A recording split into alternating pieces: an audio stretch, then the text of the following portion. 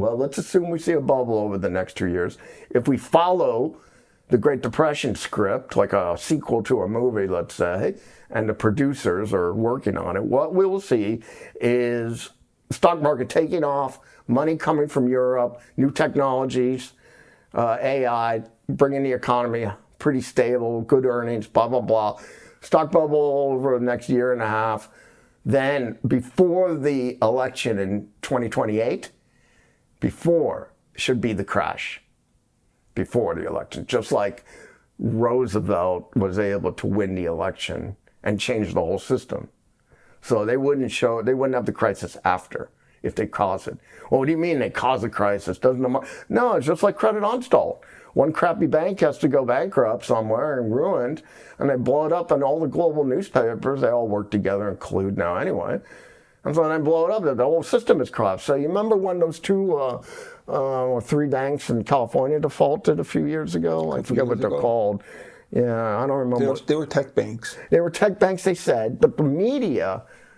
But first, what I remember is Janet Yellen, Treasury Secretary. I think she's dual citizen too. I'm not sure, but she declared on Friday, "There's no way we're going to bail out these banks. No chance." And then on Monday, completely did a reversal.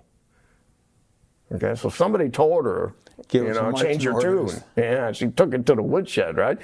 And then also, they did a complete reversal. And then also the media played it off like, oh, these are just some corrupt CEOs that don't know what they're doing. The banks are incompetent. They were over-levered. They were stealing. They don't know what they're doing.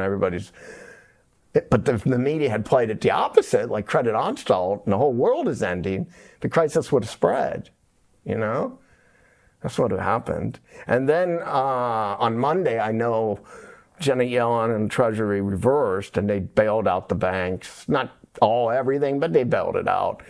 And they changed the mark-to-market rules. So now government debt on the balance sheet is now at par, 100%.